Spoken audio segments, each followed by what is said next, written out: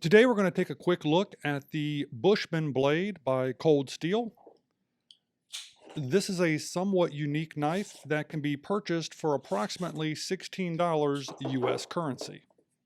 Let's quickly run down the specs here. This is a high carbon steel knife with an overall length of 12¼ inches. It weighs 10.1 ounces. The blade itself is 7 inches long and it is 2.5 millimeters in blade thickness. Taking it out of the box, this is what it looks like. It feels solid. It has a Kydex sheath with a very small ferro rod built in, because of course everything has to have a ferro rod built in these days, for some unknown reason. And this is what the blade itself looks like. For an odd dual-purpose knife, it fits in the hand surprisingly well and has good balance and very robust feel to it.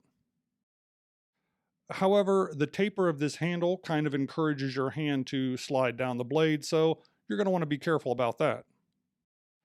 The knife is designed with a hollow handle, and it has this additional screw hole right here so that it can be placed on the end of a stick and used as a spear.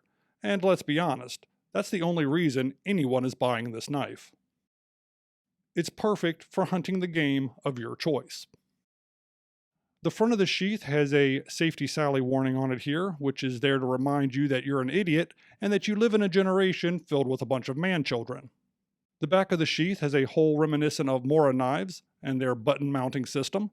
We did a video on how to make one of those little mounting points a long time ago. I'll link that in the description below.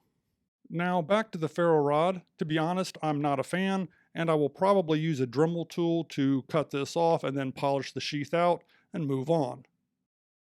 I just don't think that this ferro rod will stay in place, especially if this knife is used as a spear point.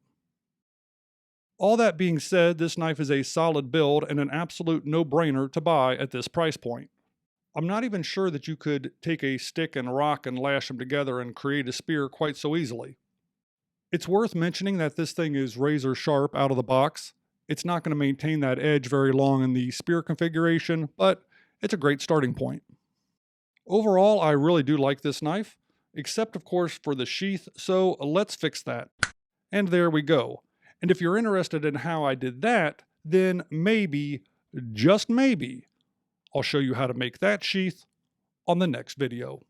If you enjoy videos about the randomness of our amazing world, consider clicking on the globe to subscribe, or maybe checking out one of the other videos right here.